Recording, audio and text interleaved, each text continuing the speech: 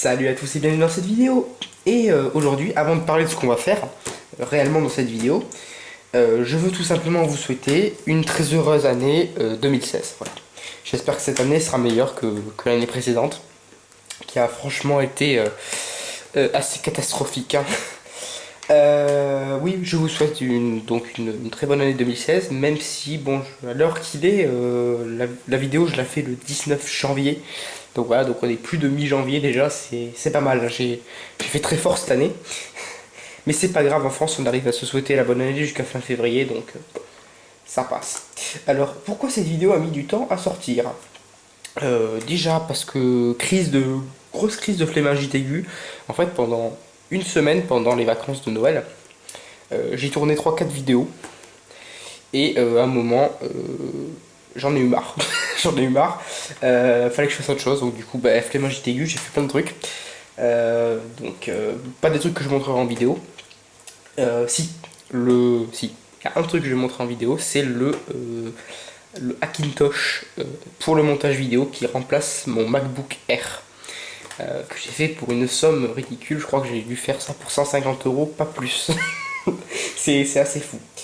Voilà. Et puis deuxième chose, bon, j'ai un travail, voilà, donc du coup c'est travail à temps plein et ça retarde un peu l'arrivée des vidéos parce que bon, forcément quand on rentre le soir, on n'a pas forcément envie de tourner une vidéo.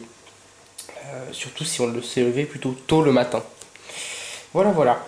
Donc dans cette vidéo, donc on va parler de ce truc là.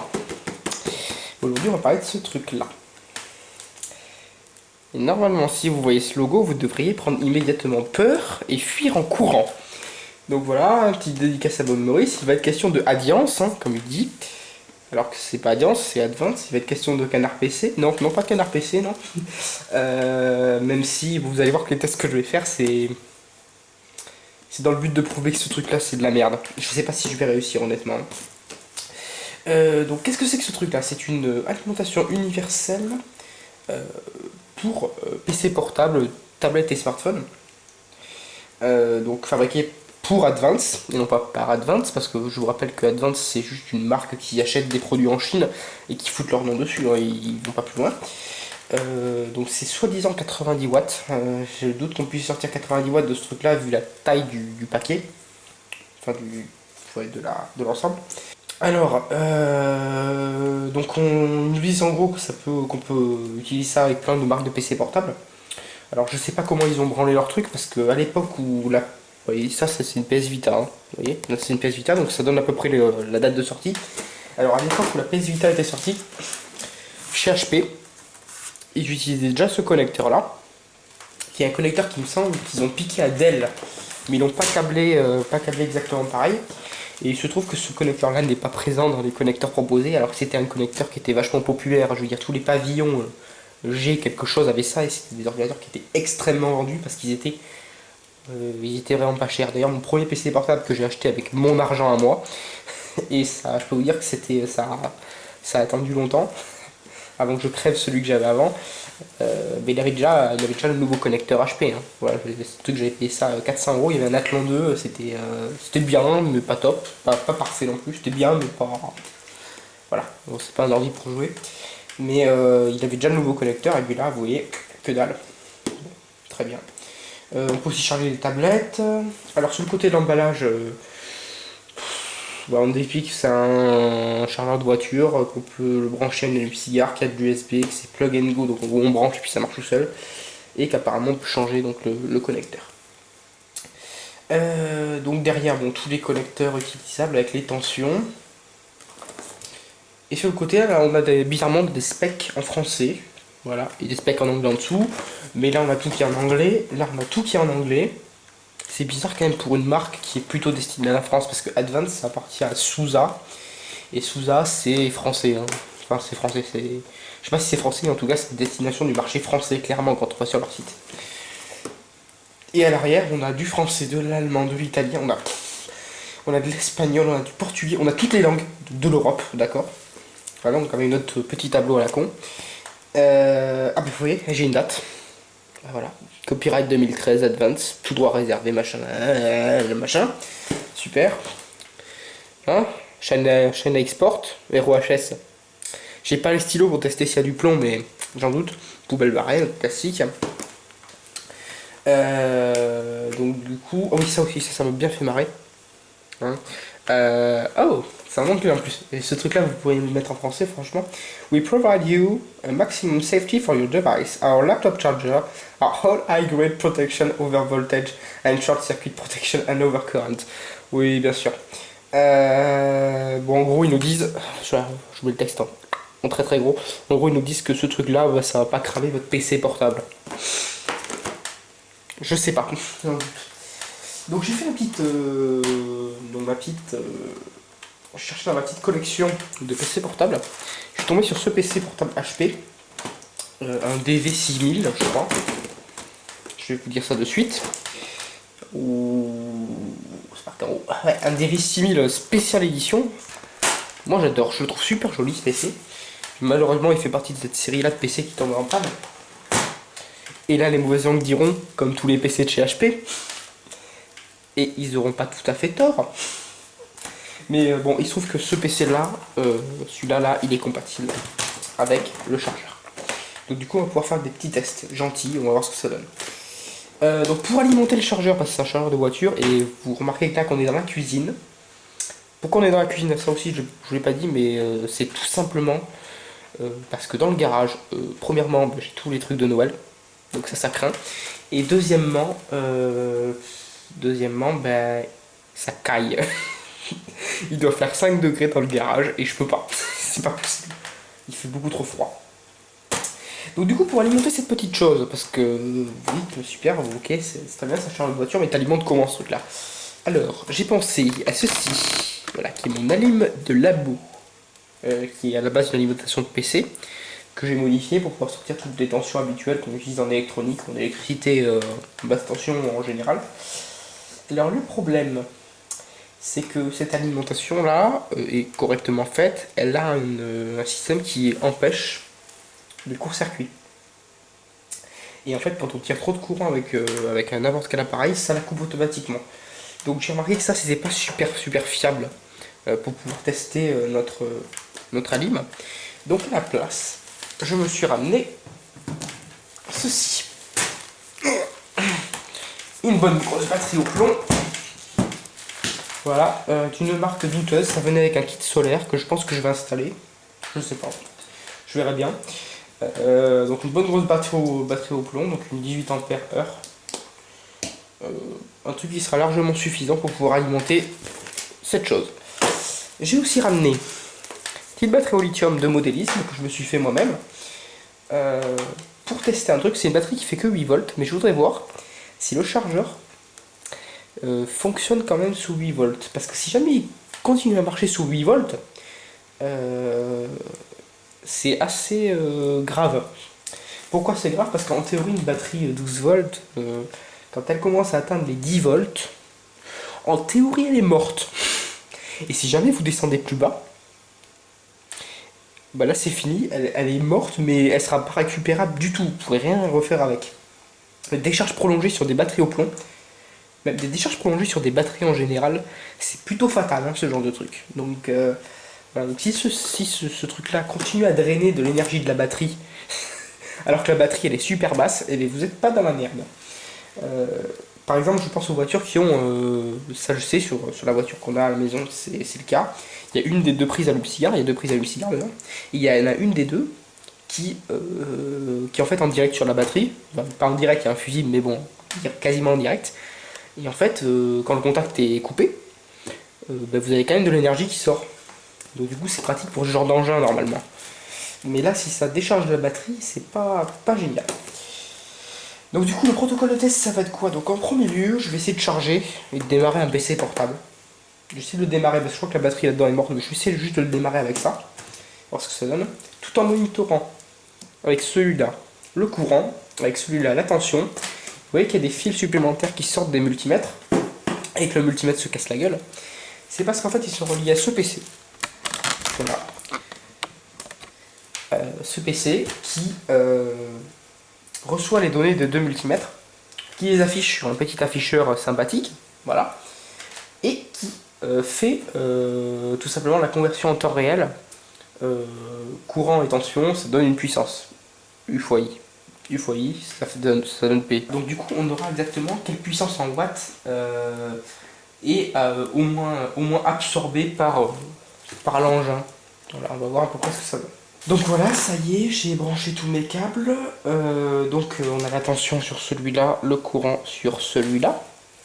Mais vous les avez aussi en répété sur le côté, là, sur l'ordinateur. Voilà, donc la batterie à vide est à 12 volts 80. On draine aucun courant pour le moment, c'est normal. Tiens, je vais passer un petit peu au déballage de la boîte. Voilà, donc on a un surplastique en plastique transparent. On a une boîte en carton derrière. Dans la boîte en carton, on a un machin en plastique. On a une notice qui nous explique qu'en gros, si jamais ça crame votre PC, et ça c'est le cas pour beaucoup d'adaptateurs secteurs, enfin de trucs secteurs adaptables comme ça. En gros, si ça crame votre PC, c'est pas de leur faute. C'est génial. Et donc dans la boîte, on a un câble allume-cigare. Voilà, câble allume-cigare. Et ensuite, on a plusieurs choses. Une espèce de petit écran qui indique la tension à laquelle on est. On va y revenir plus tard. Un bon paquet d'embouts qui sont là. Et on a, voilà, ça c'est le module qui effectue la conversion. C'est plutôt lourd, c'est plus lourd qu'un smartphone déjà. Et par contre c'est petit, je suis pas sûr que la qualité de fabrication soit vraiment au top là-dedans. On va l'ouvrir, on va le démonter, hein. Ça c'est clair. Donc revenons sur ce petit machin voilà, qui nous indique la tension aux bornes du chargeur, borne de la prise. Donc on a un petit écran LCD, mais ne vous faites pas prendre, hein, ce n'est pas un vrai voltmètre en fait. Il y a tout simplement, vous voyez ici là, le connecteur, je vous le mets en gros, hop, fait le point, super. Voilà, donc le connecteur ici, où on vient brancher une de nos prises adaptables pour nos PC. Voilà. Vous voyez qu'il y a vachement plus de prises, enfin de contacts que nécessaire tout simplement parce que en fait à l'intérieur de ces prises là il y a une espèce de résistance de configuration qui va dire à lui d'afficher la tension à laquelle il est censé être. J'ai bien dit afficher la tension à laquelle il est censé être. Donc vous pouvez avoir du 20 volts qui sort de là et lui il peut afficher 15 s'il a envie. Voilà, c'est super ça encore aussi. Et après vous voyez sur l'autre côté sur la prise vous avez un plus, un moins et un fil pilote. Et c'est ce fil là qui va dire à ce boîtier tu te mets à 15 volts par exemple. Ici là de mon côté j'ai sorti de la batterie une prise allume-cigare. Donc on va brancher ça tout ça. Hop, on branche. On constate qu'on a une lumière rouge sur le voyant de la prise allume-cigare. Ici, on a un témoin vert sur le machin Advance et on a l'écran LCD qui est allumé en vert. Donc ensuite, on va se brancher le fameux adaptateur. Et vous allez voir que la milliseconde où je vais brancher ce truc-là, vous voyez que là, il se met à afficher une tension. Vous le voyez peut-être pas, mais non, vous n'arriverez pas à le voir. Ah, c'est dommage ça. Ah, ça y est, là vous le voyez. Voilà, ça marque 20 volts. Ah, rien du tout. Et je vais rebrancher. C'est chiant à brancher ce truc là. Hop, 20 volts. Rien du tout, 20 volts. C'est assez marrant. Hein. Voilà, donc tout ça c'est branché. Maintenant je vais mettre ça à mes risques et périls dans le PC portable. Et on va voir combien ça consomme. Ouais, on consomme quand même près de 1 watt sans rien faire. Là, vous voyez, là c'est marqué 1 watt 40, voilà, c'est pas 1000 watts, hein, donc 10 000 watts, pardon.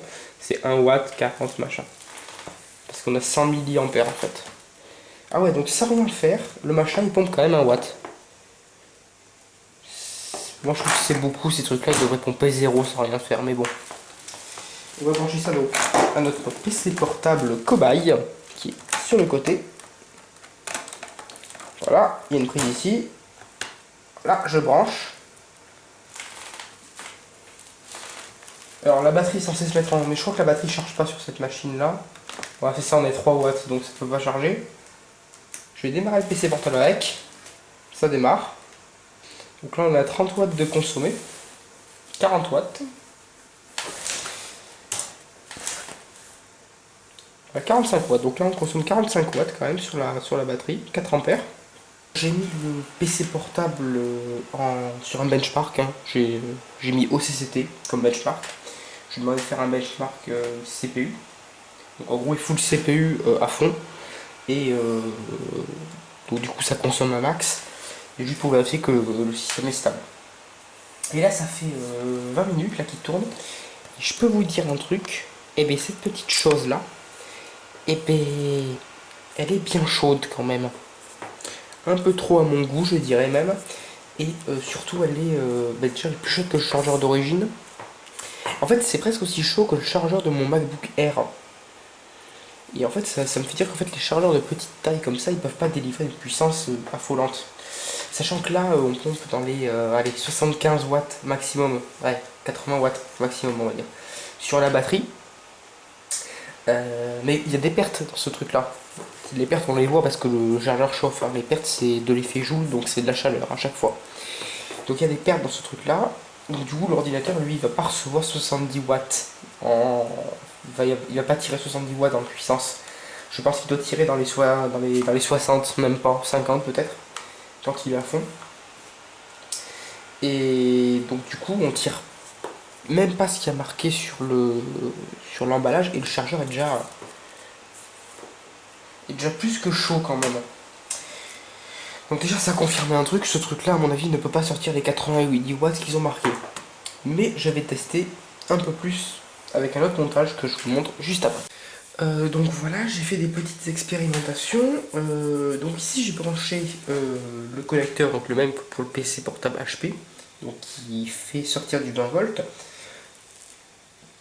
Là ici j'ai mis une ampoule de voiture, hein, les fameuses ampoules qu'on a dans nos phares par exemple, qui consomme 60 watts, mais quand elle est à 12 volts.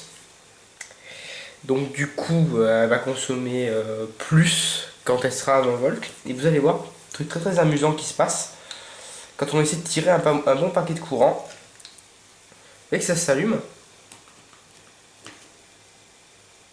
Ah, c'est peut-être un voltmètre alors finalement. Vous voyez que ça s'allume, que le convertisseur peine. Ah non, vous le voyez pas. Ah, c'est dommage. Ah. Alors, comment vous dire ça, le convertisseur peine à fournir la puissance. Voilà. Il fait des bruits qui sont pas super sympas. Il fait des petits clics, clics, clics, clics. Et surtout, bon, l'ampoule clignote à mort. Le LCD clignote à mort. Enfin, il se comporte pas du tout de manière normale. Donc du coup, je pense que je vais lui abaisser la tension histoire qu'on puisse avoir quelque chose qui marche. Et surtout, le chargeur chauffe quand même pas mal. Donc du coup, je vais changer de prise, je vais lui abaisser la tension, puis on va bien voir ce que ça donne. Donc voilà, j'ai modifié le dispositif, j'ai réussi à trouver parmi toutes les ampoules là, une ampoule qui va consommer réellement 90 watts. Donc la puissance maximale qui est censée fournir le petit chargeur. J'ai mis mon ampèremètre et mon voltmètre directement en sortie du chargeur, donc du coup j'ai la consommation de l'ampoule, enfin oui, de mon ampoule seule, et non pas la consommation de l'ampoule plus du chargeur, ce qui est donc ce que je veux.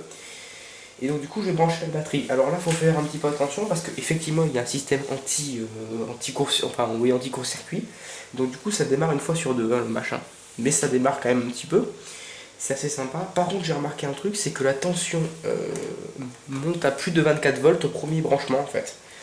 Et donc du coup quand on vient juste de brancher l'appareil, c'est pas régulé de suite. Donc en fait votre ordinateur s'il supporte que 16 volts, mais il va pouvoir quand même avoir un pic au branchement de 24 volts, ce qui est quand même beaucoup pour un ordinateur qui fonctionne que 16 volts. Que sur 16 volts, normalement, c'est quand même pas mal, ça excède largement ce que le fabricant préconise. Donc c'est pas top, hein, donc pas de protection au niveau des surtensions, contrairement à ce qui marque ici, Over Voltage Protection. Non, non, non, pas au démarrage en tout cas. Donc là, je vais essayer de brancher le truc. Voilà. Donc là, ça marche.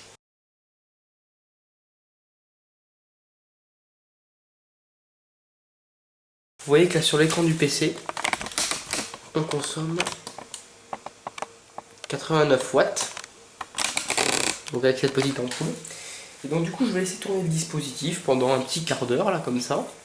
Et puis on va bien voir si le chargeur tient ses promesses, ou s'il chauffe trop, ou s'il crame. Donc là, ça va faire 3 minutes qu'il est au régime des à peu près 90 watts. Et le chargeur est brûlant. Donc je sais même pas si ce truc là va tenir. Ouais, non, je suis même pas sûr qu'il tienne ce qu'on s'était fixé, c'est-à-dire les un quart d'heure de marche continue. Donc le chargeur il est là. Je sais pas si vous pourrez le voir. Hop, voilà, là je le sors. Et avec un petit thermomètre infrarouge là. J'ai 72 degrés. C'est pas mal. Ouais, autour des 70 degrés, c'est ça à peu près. Ouais. Pas mal, 70 degrés, donc ça le fait quoi, j'ai envie de dire. C'est de très bonne qualité, ça, le boîtier dissipe très bien la chaleur. C'est vraiment brûlant. Oh, j'espère qu'il va cramer, exploser, ça fera un petit feu d'artifice, ça sera sympa. Donc là ça fait même pas un quart d'heure, et puis mon ampoule s'est arrêtée toute seule. J'ai plus de voyant bleu sur le machin Advance. Je crois que je l'ai cramé. Ah ouais, non mais il est vraiment brûlant. Ben voilà, je crois que je l'ai cramé, bon, mais très bien. Donc il est complètement cuit. C'est pas cool. Je vais essayer quand même d'enlever l'ampoule. Voir s'il repart. Ah, il repart, mais il affiche rien du tout lui. Ça c'est marrant. Il affiche rien du tout sur l'écran. Peut-être qu'il est. Enfin, ça me semble qu'il marche encore quand même. Si. D'accord, ok, 16 volts. Ouais.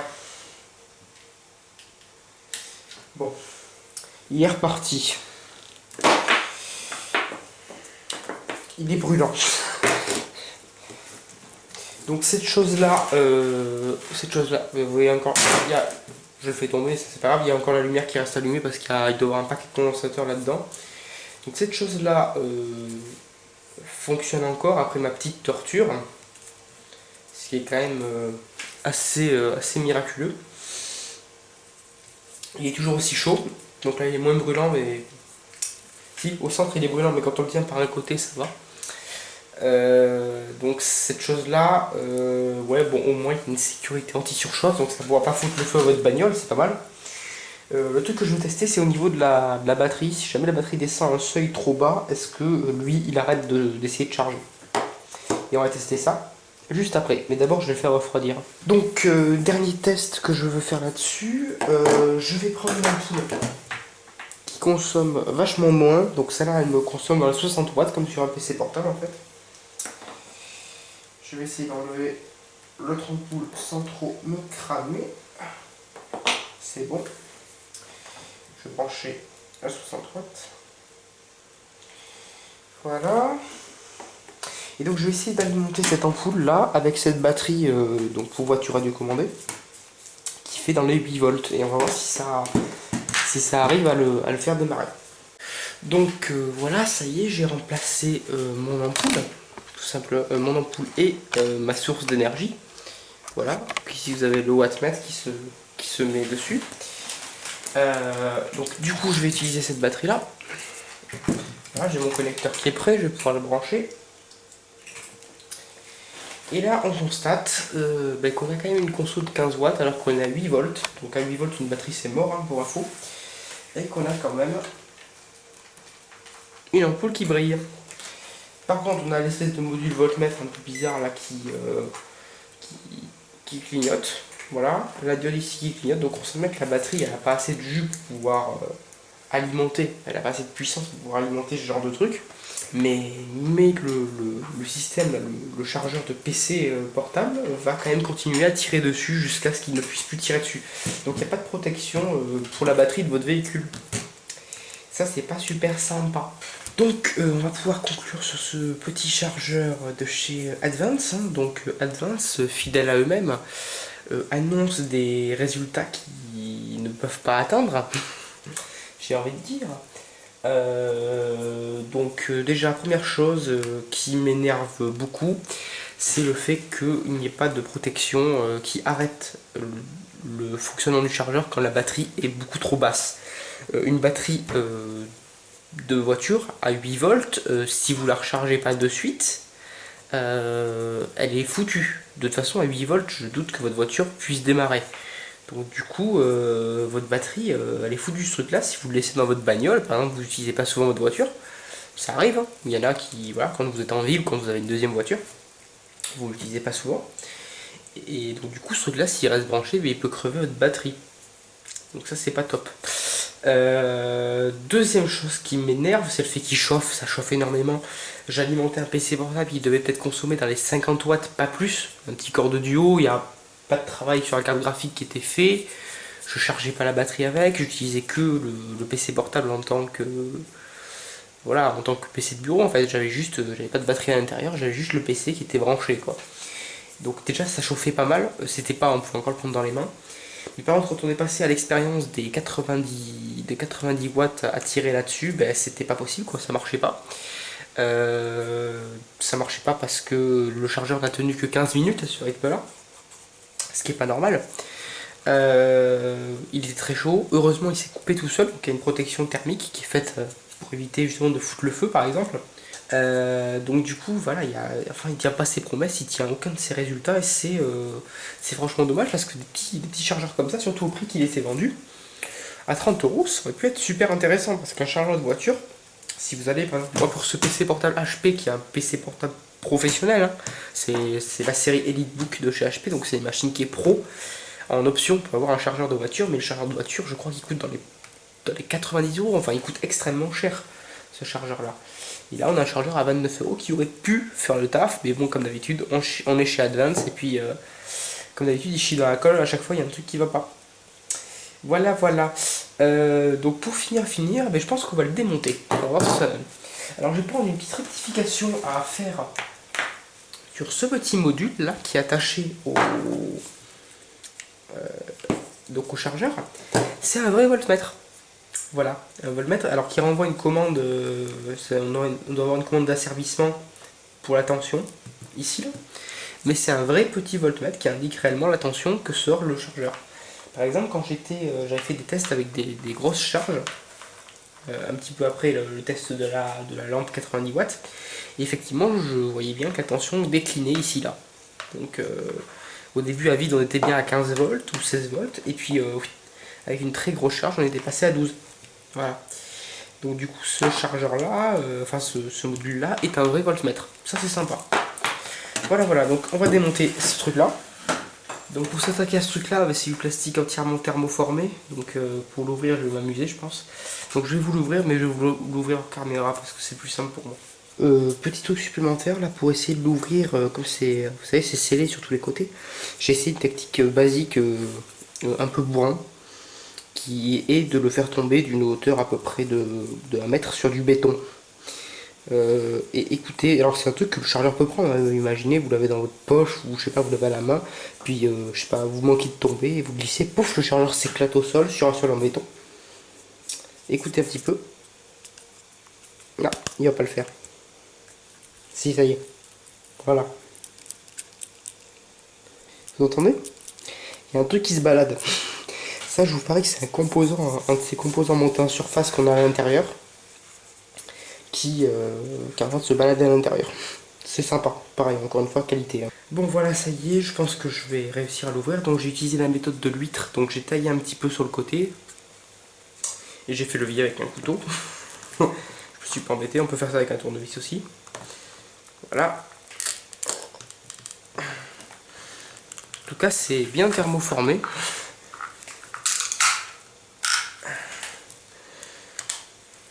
Je vois un gros bloc de métal.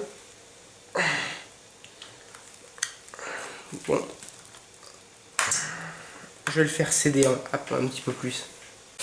Bon, ça y est, j'ai forcé un petit peu plus et tada! Donc ici on a un petit peu de colle pour coller la façade du haut au bas du truc. Je suppose qu'en bas, là dans le bas du plastique, on doit avoir la même chose. Petite spatule. Voilà. Donc pareil, c'est de la colle. On a beaucoup d'aluminium dans ce chargeur. Donc ça c'est pour tout ce qui est dissipation thermique hein, et immunité aux interférences. Enfin pour éviter que ça fasse des interférences. Alors... Ah ouais, bon. Ouais, bon, comme je le prédisais, il n'y a pas grand chose. Il n'y a même vraiment rien du tout dedans. C'est assez horrible. J'ai pas retrouvé mon espèce de truc qui se baladait à l'intérieur. C'est peut-être un bout de plastique qui a cassé. Je sais pas. Ah ouais, c'est possible. Ouais, parce que quand on regarde là, oups, là, juste là, on avait un bout de plastique cassé, donc c'est possible que ce soit ça. Ah bah le voilà, voilà. Et le voilà. Hop, juste là. Tac. Mon bout de plastique. Ouais, donc à l'intérieur, beaucoup d'aluminium pour faire tout ce qui est dissipation thermique. D'accord, bon, c'est exactement ce que j'imaginais. Ça, cette feuille-là, d'aluminium qui doit être épaisse de 22 mm, et encore, je suis généreux, c'est ça qui va faire toute la dissipation pour un chargeur de 90 watts. Ça me paraît un peu petit, même si ça c'est des alimentations en découpage, donc du coup au niveau du rendement on est super méga haut, ça me paraît quand même un petit peu petit. Après on l'a bien vu, hein, le chargeur tient pas les 90 watts. Mais bon, comme 90% des ordinateurs sont pas en 90 watts, ils sont en 65. Disons que ça peut encore passer. Après il faut voir la qualité du courant que sort ce truc. Hein. Mais il y a l'air d'avoir quand même un bon paquet de filtrage. Alors c'est des condensateurs comme d'habitude d'une marque inconnue. Hein. je les connais pas du tout ceux-là. Je les ai jamais vus. Voilà. Est-ce qu'ils sont 105 degrés? Je crois pas. Ouais, non, ils sont pas du tout 105 degrés. Non, ah non, ils sont pas 105 degrés, c'est mieux, ils sont 125. Hop, vous voyez, c'est marqué sur le côté, 125. Par contre, je doute que... franchement, je doute vraiment que ce truc-là soit... comment dire ça soit réellement capable. Voilà, c'est ça que je voulais dire, soit réellement capable de supporter correctement des chaleurs de 125 degrés, vu la tronche du condensateur, ça n'a pas l'air d'être un produit de qualité en fait, tout simplement. Ce qu'il aurait fallu pour rendre ce produit là tout à fait correct, pas forcément changer les condensateurs, parce que bon, voilà, 80% des fabricants utilisent des trucs pas chers. Hein. C'est pour deux raisons. Premièrement, c'est que dans la conception, ben, quand on en fabrique 100 000, eh ben, le condensateur qui coûte peut-être 10 centimes de plus, ben, au final, quand on en fabrique 100 000, ben, il va nous coûter un bon paquet de pognon.